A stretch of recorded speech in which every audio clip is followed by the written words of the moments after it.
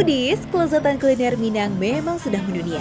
Apalagi sejak rendang menyandang predikat sebagai salah satu kuliner terenak di dunia. Nah, di daerah Serengseng, Jakarta Barat, ada warung nasi kapau yang punya rasa otentik banget. Siap-siap ngiler ya ngeliat aneka menu Minang yang menggoda. Hai Foodies, aku mau ngasih satu pantun nih. Jalan-jalan di tengah gerimis, jalannya pakai sepeda. Nah, kalau siang gini, enaknya makan apa ya Foodies? Gimana kalau nasi kapau aja? Kira-kira nasi kapau mana ya? Ini dia nih, nasi kapau Uni As Reformasi. Gimana di dalamnya? Ayo kita lihat. Uni As, pemilik warung makan ini telah menjalankan usaha nasi sejak tahun 98, tepatnya 2 hari menjelang reformasi. Makanya warung ini dinamakan nasi kapau Uni As Reformasi. Awalnya ia hanya memiliki kedai kecil di Tanah Abang, hingga akhirnya semakin banyak pelanggan yang tergila-gila dengan kelezatan racikannya. Kini warungnya semakin luas dan memiliki berbagai menu otentik yang tentunya rancabana. Ini langsung Uni As. Wah, Uni As Foodies, kita beruntung banget nih bisa langsung ketemu sama pemiliknya. Ini udah berdiri atau udah sejak kapan nih? Dari tahun 98, dan ini selalu rame. Alhamdulillah. Alhamdulillah selalu rame, dan menunya ini luar biasa ya. Pilihan menu di rumah makan kapau memang biasanya lebih beragam jika dibandingkan dengan rumah makan Padang. Nah, kalau ngeliat kayak gini sih biasanya bakal lapar mata ya, dan pengen pilih semuanya. Nah Foodies, meskipun nasi Padang dan nasi kapau sama-sama berasal dari tanah Minang, tapi keduanya memiliki beberapa perbedaan loh. Kalian tahu apa? Contohnya nih, dari tata letak lauk pauk. Kalau di rumah makan Padang, lauk pauk ditaruh di dalam piring keramik cekung dan ditata bersusun dalam etalase kaca di warung nasi kapau. Dan lauk pauknya itu dijajakan di meja bertingkat. Dan biasanya penempatan sayur berkuah ditaruh di bagian paling depan dan lauk kering di bagian belakang. Selain dari itu, masih banyak nih perbedaan lainnya, seperti asal muasal cara pemesanan dan yang pasti menu andalannya. Yang ngebedain nasi Padang sama nasi kapau itu apa nih? Usus isi. Usus isi, tambusu. Ini yang paling spesial ya, berarti kalau di nasi kapau. Sayur kapaunya. Sayur kapau. Kalau sayur kapau sendiri, ini dalamnya itu ada apa aja nih? Ada nangka, kacang panjang, sama kol. Aku boleh dong mesen ya? Oke, boleh, silakan. Yang pastinya pakai tambusu, sayur kapau dengan ayam rendangnya.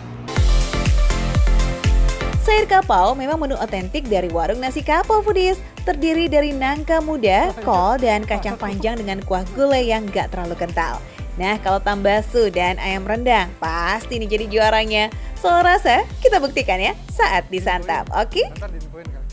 Makasih Uni. Hai Foodies, jadi ini porsi yang sangat pas ya untuk makan siang. Tapi nih, saya dengar di sini yang paling spesial juga ada telur yang dimasaknya dadakan. Ya, dadar barendo. Dadar barendo, menarik banget namanya. Kalau boleh ikutan masak nggak sih? Boleh, silakan. Boleh.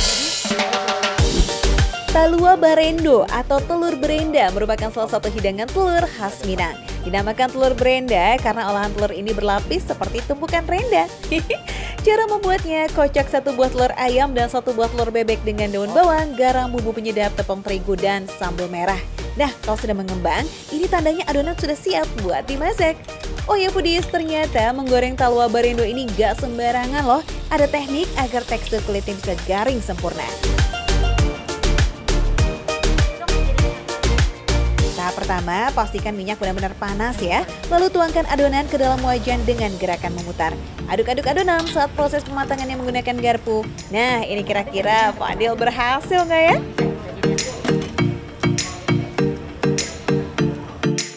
Lumayan ya, tapi nggak semenarik biasanya. Jadi memang harus kita serahkan kepada yang lebih ahli. Ini, Uni, saya serahin.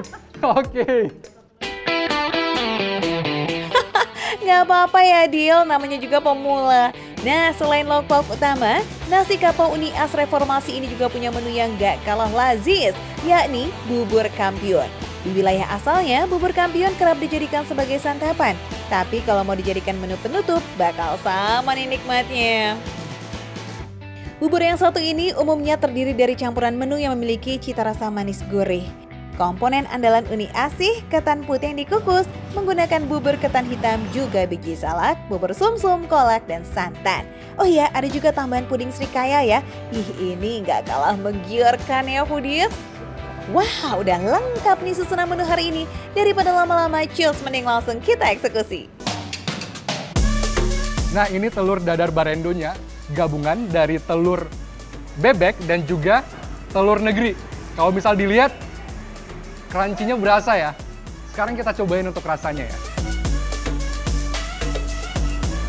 Garingnya pas, asinnya pas, daun bawangnya kerasa biarpun tadi dikit, tapi juga ada pedes-pedesnya nih.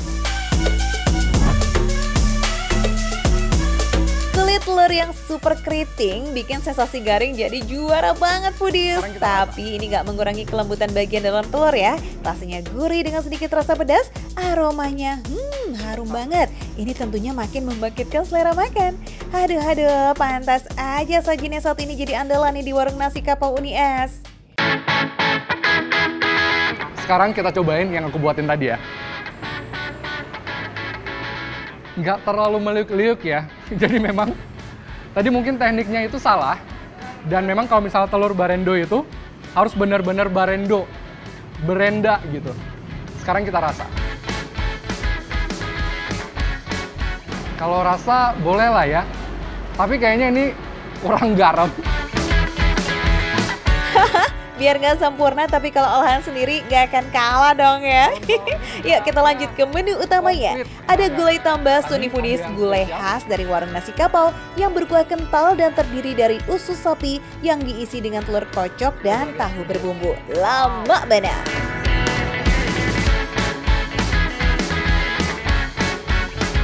Rasanya itu enak banget, perpaduan telur dan juga tahu, gurihnya dapat, santannya dapat. Dan ini kalau misalkan dalam nasi kapau memang khas banget ya. Foodies harus nyobain. Selanjutnya nggak melulu rendang sapi, masakan Minang juga punya rendang ayam. Katanya sih karena dagingnya yang empuk, membuat bumbu rendang udah mudah banget tuh meresap ke dalam serat-serat dagingnya. Makanya banyak juga masyarakat yang lebih menyukai rendang ayam daripada rendang sapi loh. Tekstur ayamnya lembut banget.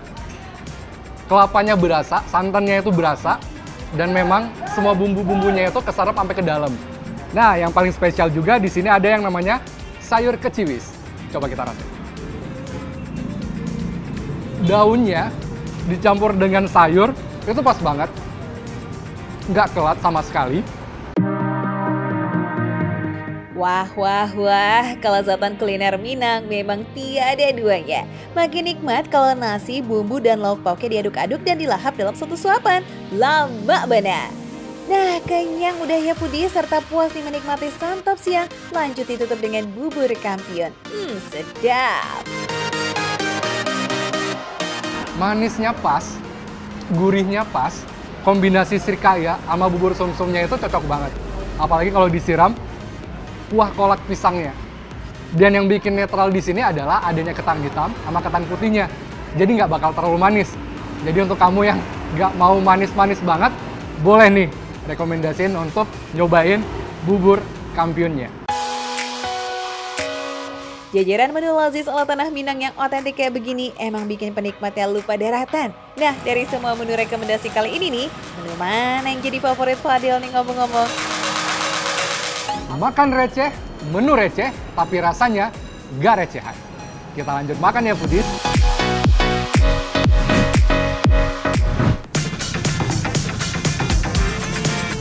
Foodies kalau jajan chicken steak di restoran biasanya ngeluarin duit berapa? 50.000? 60.000? Nah, kali ini Makan Receh punya rekomendasi chicken steak versi kaki 5 nih. Ini bener-bener ya, literally kaki 5 abis, bukannya di pinggir jalan banget. Pakai tenda foodies. Ini kayaknya chicken steak ya spesialnya. Terus harganya cuma 20 ribuan. Kayaknya emang bener-bener receh nih. Sekarang kita tinggal cobain. Nah, kebetulan aku suka pedas, jadi aku maunya yang saus black pepper. Kita pesenin, Mas. Chicken steak saus black pepper 1, oke?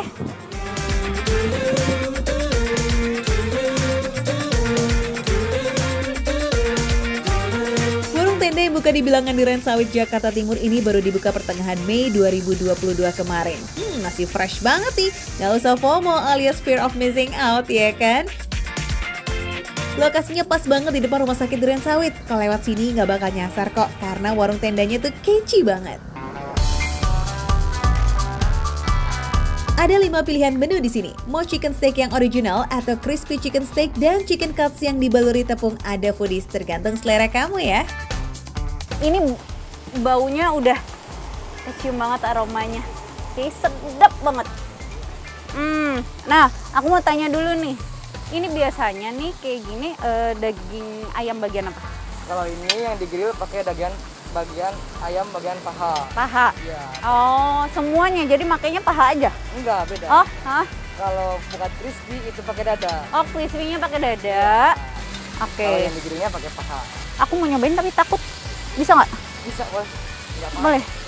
Dan nyiprat-nyiprat gimana? Apinya serem? Panas!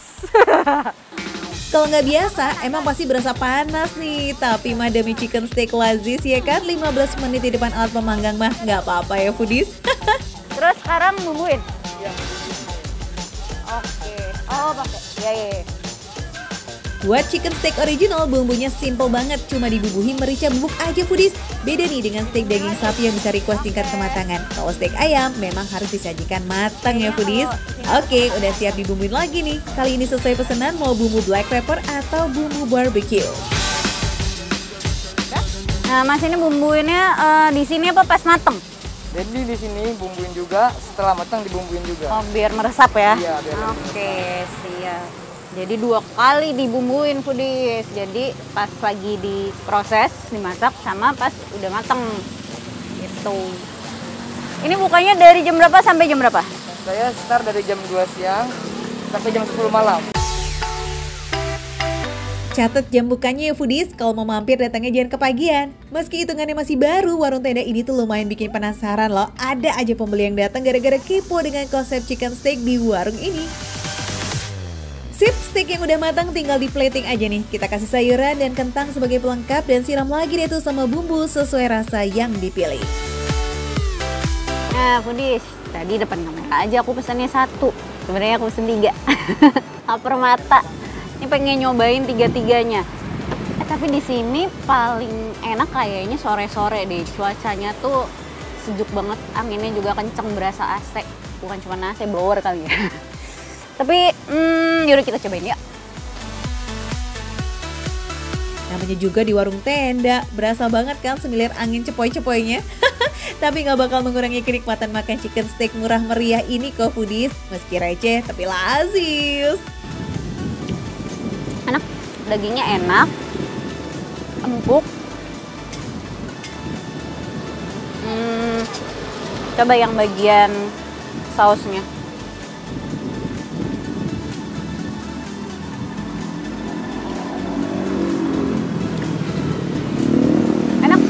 Pas sausnya, cuman kalau buat aku kurang pedes sedikit.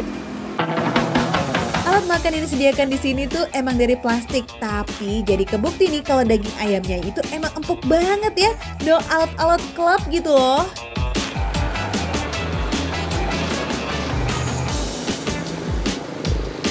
Ininya udah kok, dagingnya mateng. Wortelnya juga cukup mateng, cuman agak sedikit kurang rasa, sedikit aja.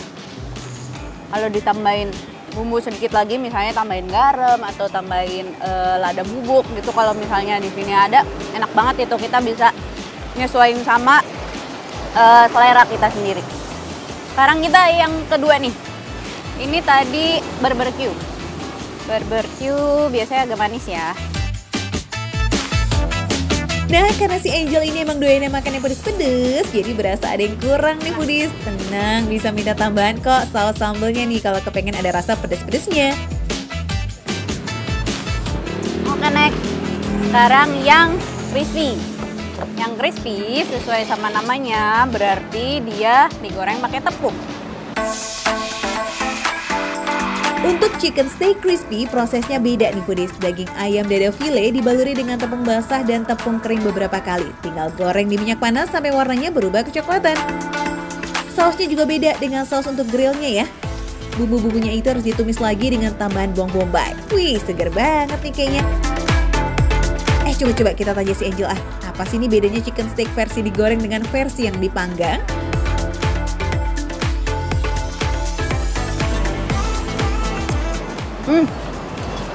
Enak nih. Kriuk. Crispy-nya berasa. Dagingnya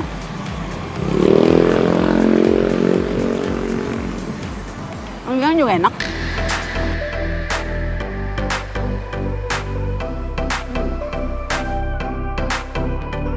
Tuh foodies, kalau pengen cobain chicken steaknya langsung meluncur ya. Tapi bisa juga kok dipesan lewat online. Kali aja lagi mager.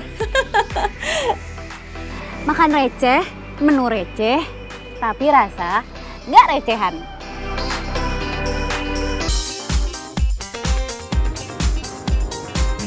Foodies, jam-jam segini siapa sih yang bakal nolak disajikan gorengan? Rasanya yang gurih dan teksturnya yang renyah cocok banget ya buat mengganjal perut yang mulai keroncongan sebelum jam makan malam tiba nanti.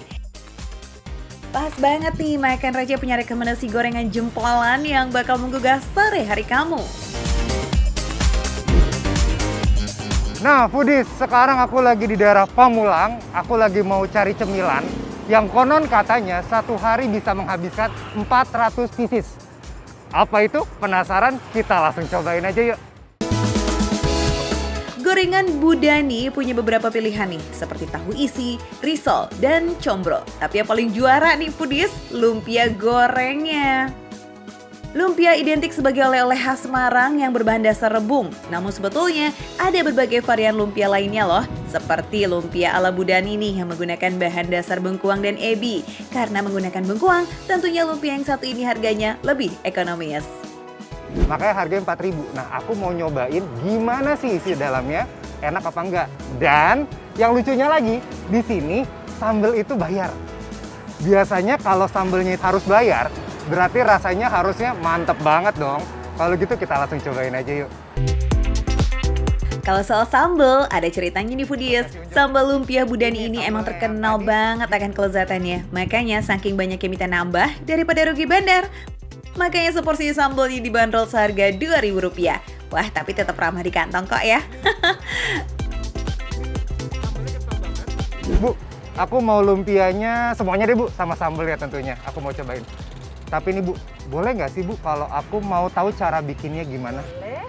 Oh, disiapin sarung tangan foodies, ternyata wah safety banget nih. Benar-benar menjaga kebersihan untuk konsumen, apalagi di tengah keadaan seperti ini ya Bu ya. Wih, benar banget Rian. Jadi selama masa pandemi kayak begini nih foodies, kalian juga tetap kok bisa jalan jajan dengan tenang. Nah, langsung kita praktekin aja ya cara bikinnya quick. Paling penting dan yang paling utama, rahasia kerenyahan kulit lumpia Budani terletak pada lapisannya.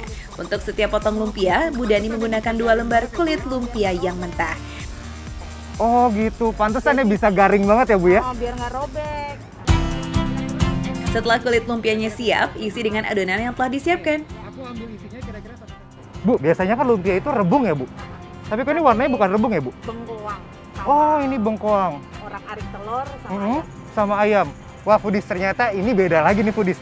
Karena mungkin kalau di daerah Pamulang itu sulit untuk mencari rebung, jadi ibunya mempunyai inisiatif untuk mengganti dengan bengkoang. Oke, kita taruh di sini ya Bu. Selain karena bahan dasar yang lebih mudah ditemukan, penggunaan bengkuang juga bisa jadi pilihan foodies bagi penikmat lumpia yang kurang menyukai aroma khas dari rebung. Di tengah nanti dibikin seperti amplop. Aku malu nih Bu, belum nggak bisa bikin Bu. Oke. Oh, oke. Seperti amplop. Ya, ini berarti aku gulung gitu ya Bu ya? Iya. Ngomong-ngomong, Rian kayaknya rada kebingungan tuh ngelipet lumpianya. Tenang, coba serahkan dulu pada ahlinya ya. Nah, tadi setelah diisi dengan isiannya, lalu saya gulung yang pertama, lalu kanan kirinya aku tutup, baru aku gulung. Dikasih lem sedikit. Lemnya ini Bu? Iya. Aku colek aja ya Bu. Aku gemeteran loh foodies, ini aku benar-benar baru pertama kali bikin lumpia. Oke, udah jadi. Foodies, aku bisa bikin satu. Tenang aja ya, namanya juga amatir yang ngasih foodies. Nah, kalau udah siap, kita goreng lumpia dalam minyak hingga coklat keemasan. Ini langsung aku masukin ya. Wah, ini perlu diabadikan nih, aku bisa membuat lumpia sendiri nih. Ini harus sering dibalik ya Pak ya, biar nggak gosong. Sudah matang. Nih warnanya cantik banget foodies tuh, tidak gosong. Siapa dulu yang ngegoreng? Bapaknya. Dari wanginya aja foodies udah tercium nih kenikmatannya ya. Apalagi kalau disajikan panas-panas dengan saus kacangnya. Mantap. Aku mau pesan semuanya nih Bu. Terus sama sambal ya Bu ya. Dan di belakang kan aku ngeliat ada es kelapa.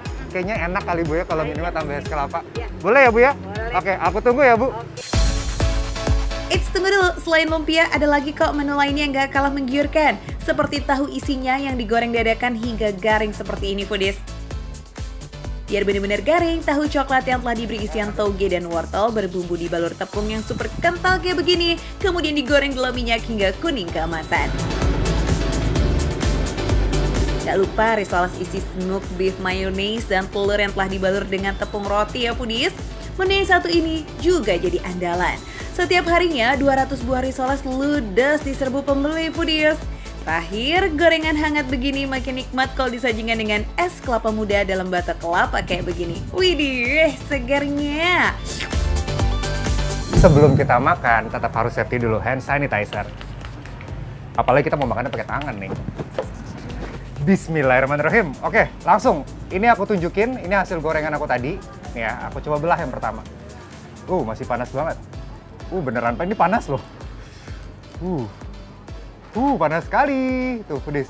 Bisa lihat, ini isinya bangkuang dengan dadar telur dan juga ada potongan ayam. Yuk, aku mau coba dulu tanpa sausnya dulu.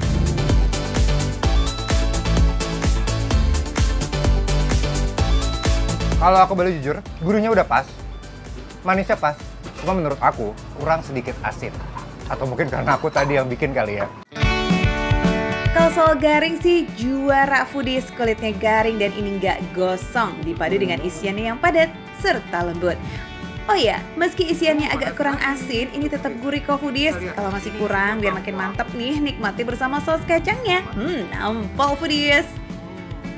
Saus kacangnya aku bisa bilang ini enak banget. Ini recommended banget. Bahkan aku jadi favorit banget sama saus kacang ini. Ini beneran, ini enak banget. Dan ini nggak encer. Bener-bener pure dari kacang, cabai. Enak banget. Saus kacang yang satu ini masih memiliki butiran-butiran kacang yang kasar foodies. Jadi sensasinya tuh makin juara. Beradu ciamik sama si bengkuang yang lembut tapi sedikit crunchy. Bangkuangnya juga lembut banget. Dan dia tuh diiris sangat tipis-tipis. Jadi lebih cenderung lembut tapi tetap renyah di dalamnya. Ayam sama telurnya banyak banget tuh. Sebagai penggemar lumpia, lebih doyan lumpia Semarang atau lumpia Budani nih? Ini stylenya style yang sudah dimodifikasi. Ini beda banget sama lumpia Semarang. Karena kalau lumpia Semarang itu kan menggunakan rebung. Si ibu juga membuat inovasi baru yaitu menggunakan bangkuang untuk orang yang tidak suka. Jadi ini lebih masuk ke dalam semua kalangan.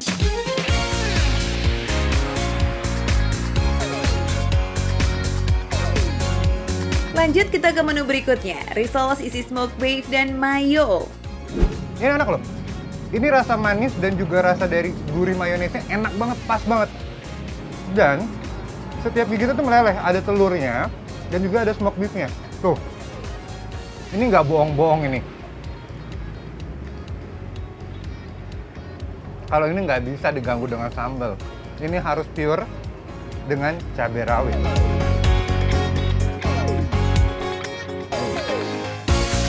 Manis gurih asam bercampur jadi satu, tapi yang jelas isiannya ini gak pelit foodies. Lembut dan langsung melebur jadi satu di setiap gigitannya.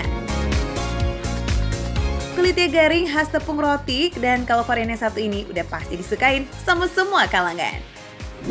Ini yang dinamakan makan receh, menu receh, tapi rasa gak recehan.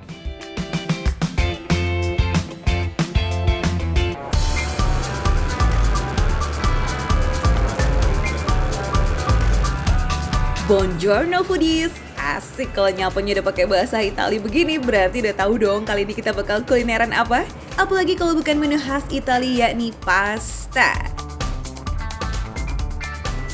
Kalau tahu bulat digoreng dadakan udah biasa, tapi pasta yang dibuat dadakan, wih baru luar biasa. Salah satu kedai pasta yang ngumpat atau bahasa jakselnya Hidden Gems menyediakan pasta yang fresh dan homemade di foodies, autentik dan anti instan club. Mau tahu? Oh, suaminya orang Jerman. Nah, ini nih unik foodies. Jadi kalau kita ngomongin pasta kan khasnya Itali, tapi di sini diolahnya dengan story khas Jerman itu karena suaminya orang Jerman itu. Oke. Dalam bahasa Jerman, bitte artinya tolong foodies. Nah, suami ownernya tuh sering banget menggunakan kata bitte. Jadi sekalian aja deh dibikin buat nama restonya. To be honest nih, katanya sih emang ini catchy banget gak sih? Meskipun baru berjual di tahun 2021, kedai ini selalu jadi tujuan kuliner warga Jaksel. Karena pastinya which is literally complete bingits menyediakan sampai 9 jenis pasta gitu loh dengan 11 pilihan saus. Nah, foodies, ini aku udah sama Mbak Dian. Karena kan di sini tuh terkenalnya pastanya dibikin dadakan. Jadi sekarang kita bakal bikin pasta ya? Iya, betul. Ini kita mau bikin yang jenis apa? Kita ravioli. Ravioli? Iya, ada 2 jenis, ada cheese sama beef. Oh, aku sih sukanya yang daging-dagingan. Jadi bakal bikin yang beef ravioli ya. Pasta berjenis ravioli ini dibuat dengan kulit dari adonan tepung dan bakalan diisi sama daging cincang ataupun keju. Uniknya lagi, kalau biasanya ravioli hanya berbentuk kotak, di sini dibentuk dengan cetakan segi 6, mirip kayak sarang tawon ya foodies. Nah, foodies kan tadi kata Mbak Dian nih, ravioli di sini ada yang isian beef, sama yang ini tuh juga ada nih yang cheese. Jadi kita bakal ngisi juga nih yang isian cheese. Nah, kalau cheese-nya ini apa aja sih isinya, Mbak? Ada cream cheese, Ha-ha. ada parmesan, ada emmental. Emmental? Iya. Kalau kayak gini emmental bukan? metal bukan ya? Bukan metal yang itu sih, tapi emmental atau keju khas dari Swiss. Widih, bahkan isian kejunya aja komplit juga nih foodies. Terdiri dari 4 macam yakni emmental, mozzarella, parmesan, dan cream cheese. Ravioli yang udah dicetak ini lanjut direbus selama kurang lebih 15 menit. Beda jenis pasta, beda juga nih lama rebusnya, berkisar antara 10 sampai 15 menit. Nah, foodies, ini udah kita tungguin nih raviolinya udah mateng dan lanjut kita mau lanjut tumis ya? Selain pasta yang dibuat homemade, racikan saus di sini juga bikinan sendiri loh. Nggak pakai saus instan nih foodies. Ini kita taruh sini biar cantik dia.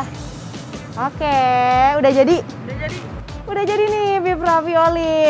Udah lapar banget dari tadi masak-masak doang.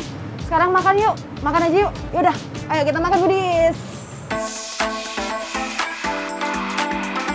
Biar makin afdol, wajib cobain juga menu-menu recommended lainnya yang ada di sini, yakni spaghetti yang menggunakan tinta cumi dan gnocchi yang dimasak dengan saus daun basil. Akhirnya foodies, makan-makan time. Nah, kita cobain yang pertama tadi kita bikin dulu nih. Beef ravioli pakai saus bite. Langsung aja nih daripada kita keburu lapar nih sayangnya, langsung aja coba sausnya dulu kali ya.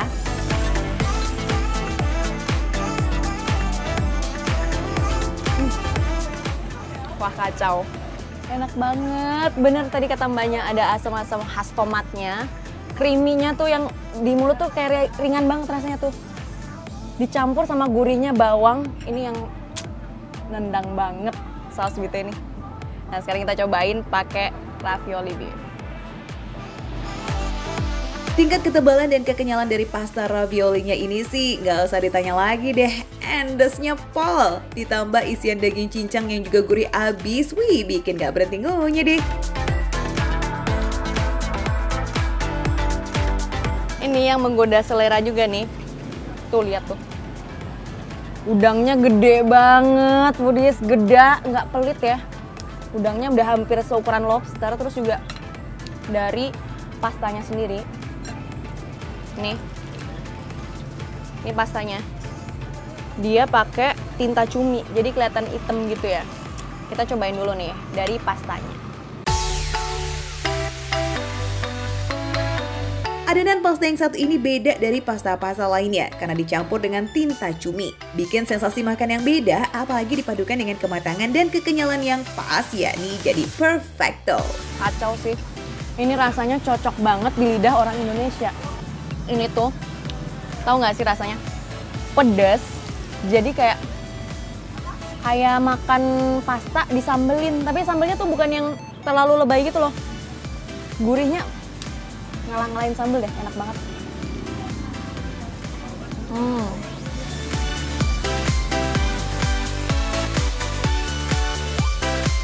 Spaghetti hitam saus Arabiata ini memang terkenal dengan cita rasanya yang lebih pedas dibandingkan kuliner khas barat lainnya. Karena menggunakan cabai kering yang dipadu dengan tomat dan bawang putih. Cocok bing-bing kan di lidah warga plus 62?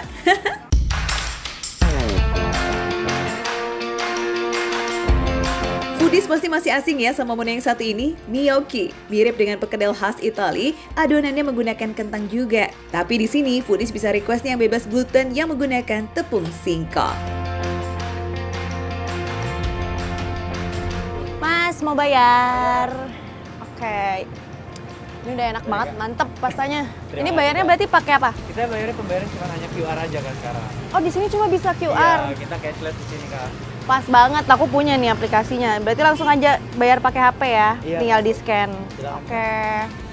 Widih, praktis banget ya foodies. Pembayaran cashless kayak begini emang jadi populer semenjak pandemi, ya kan? Apalagi kalau menggunakan aplikasi Alobank, praktis dan terjamin aman. Beda dari dompet digital foodies, aplikasi bank digital yang satu ini juga punya keuntungan lain yakni bunga hingga 5%. Makan enak, di kantong juga enak lagi. Wah, mantap jiwa. Nah, jadi kalau foodies yang mau nyobain ini tadi beragam pastanya, langsung aja datang ke Pasta Bite di daerah Kemang. Makan receh, menu receh tapi rasanya gak recehan.